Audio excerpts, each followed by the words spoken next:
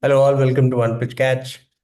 The Asia Cup final ended last night with India winning the tournament. It was a pretty interesting and close match right at the end of the tournament. Unlike a lot of the other games that had happened, interestingly, like we spoke about in terms of drama, it was not just the off the field stuff or whether they were handshakes or collecting the medals, etc. The actual cricket also had a lot of drama.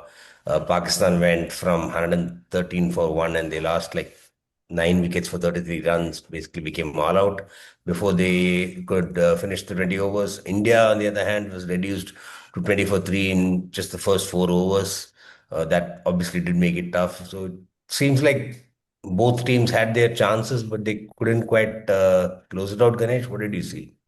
Yeah, right, Jaga. I mean, in between the game, if you see, in a matter of 10 overs, it was almost like 53 for 12, adding Yeah. both the teams. So that phase was crazy for the bowlers. I feel the batsmen just couldn't score runs. And I think, yeah, 33 for 9 is where almost I felt Pakistan lost the game there when they lost their last 9 wickets for 33. But again, India didn't make it easy for themselves by unnecessarily going for. I felt that uh, they they didn't respect the Pakistan bowlers to start with. I feel they felt Mm. they were going to come and turn up and just give up immediately. No, the Pakistan bowlers. I mean, however, sometimes we see weird bowlings and weird things that they do, but I don't think any Pakistan team would give up after scoring 146. Even so, they Yeah. came up really Especially in hard. a Uh, final against India. Exactly, and they did very well. The way the top three, I mean, of course, they've scored runs earlier, and in this series also, Abhishek, Surya, and Gill.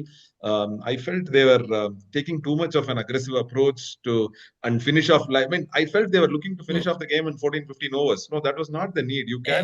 You It's can not needed. Yeah. you can slowly win it in 18 overs, but that played into Pakistan hands. I mean, in addition to that, both Shaheen and Fahim bowled extremely well too. They read the pitch very well and they bowled very well.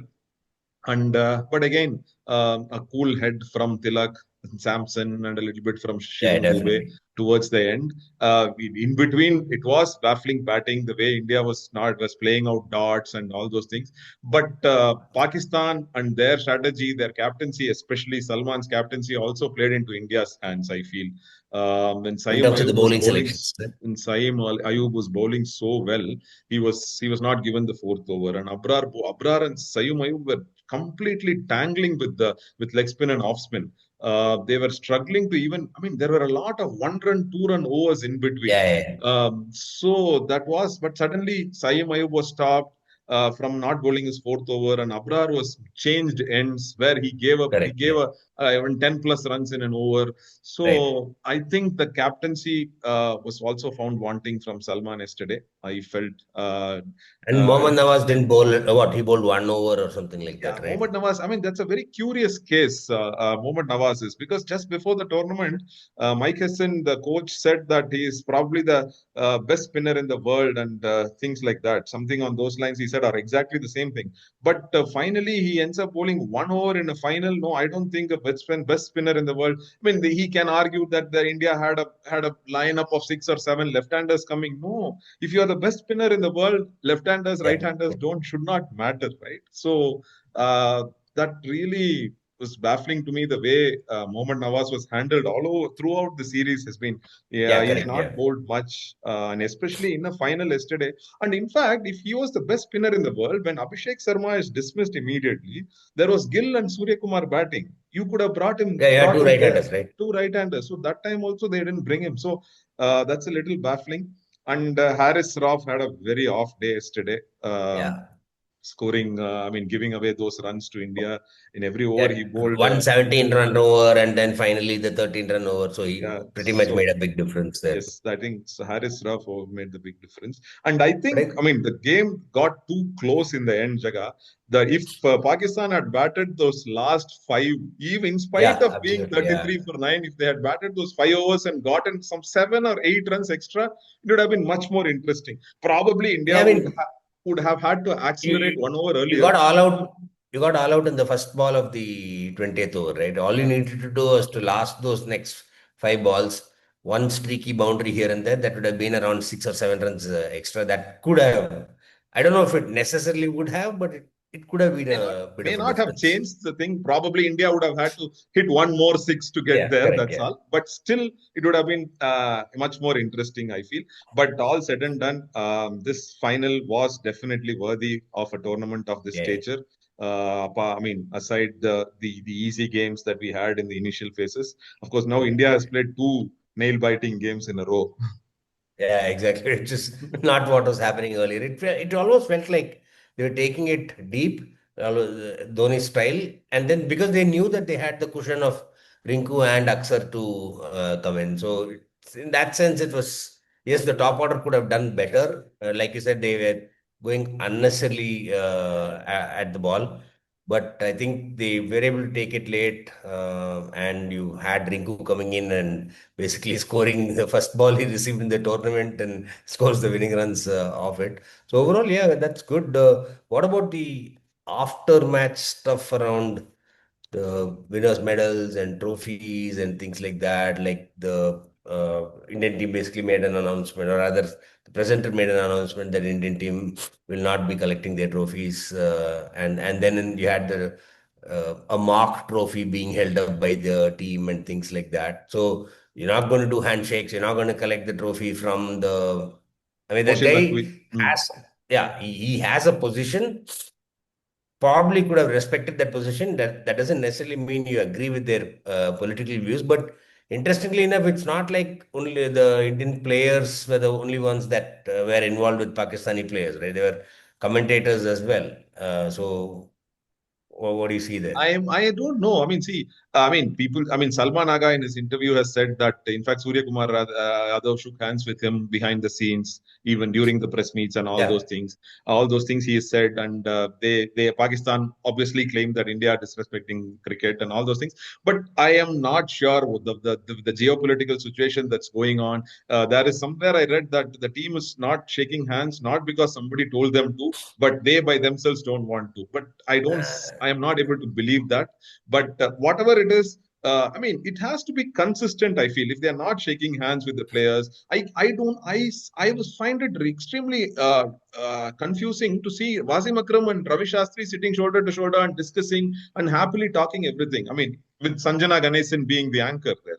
So I Yeah. don't know. I mean, there are Waqar Younis, Urooj Mumtaz, a lot of Uh, other Pakistani commentators are also there in the panel throughout the series. So all those things don't matter. So how come uh, these only these young players, yeah. 25, 30-year-old players only matter? I don't understand that. Yeah. I mean, there are political reasons which I don't want to get into honestly. Okay. Uh, Fair I enough. mean, doing all this, we could have just avoided playing the Asia Cup. I feel to Yeah. bring in so much of bitterness and show all these things. I don't know, and unnecessarily. I feel 30% fine for Surya Kumar Yadav for saying dedicating a win to the Pahalgam victims was not right. When you're doing all this, why do you fine him 30% for that? And these things, and India, I am sure India is not going to be fined for not accepting the trophy. Yeah. That you can't find a team for doing that, right? Yeah. So I mean, this is sending mixed signals and there is no clarity, I feel. Yeah, I also heard reports that the proceeds from this tournament, when there's some portion of it that is also going to be donated to the armed forces or something like that. So Yeah. then, will you find the entire team and the BCCI for basically supporting that gesture? Like, where does it end? Anyway, so yeah, the tournament is done and dusted. But there's a lot of other cricket coming up. We have the Women's ODI World Cup that starts with India versus Sri Lanka tomorrow. I mean, over the years, we've seen like pretty much, especially the 50 over format, Australia, India, England, New Zealand being the usual suspects. Will there be a new winner? It's a pretty long tournament. It only ends on 2nd Month. November. Yeah. A lot of talk about it being a great chance for India. But we saw recently that yes, they were able to get a win against Australia after so many games, but still Australia end up winning the three-match ODI series by scoring like 400 plus. This Nepal versus West Indies in the UAE, like the grounds in the UAE are going to be pretty tired at the end of the next 3 4 weeks, because there's also Afghanistan versus Bangladesh, India, UAE, Yes. three ODIs and three T20s, and there's Australia touring New Zealand for three T20s, West Indies versus India, two tests coming up. There's a lot of cricket. It's that time of the season anyway, The so ICC there's headquarters is in Dubai, right? So that is why yeah, that's why maybe. so that's why all the cricket is happening in UAE and Dubai. Yes, like you said, the grounds will be very tired. And more than grounds being tired, Nepal beat West Indies in the first T20. Yeah. That was. I mean, I I think mean, it is again. a second string West Indies side, but still you don't expect Nepal to beat a West Indies side. So I think I'm sure Richards, Clive Lloyd, and Lara are getting together for the another conference to set things right for Another, West Indies. they can keep meeting, Yeah, and if they don't have an outcome, they'll keep meeting. yeah. So yeah, that's about it. We'll call it a wrap for today, and then we'll come back again in a few days' time. Until then, please leave your comments, and thanks a lot, and do subscribe. Thank you. Bye bye. Bye.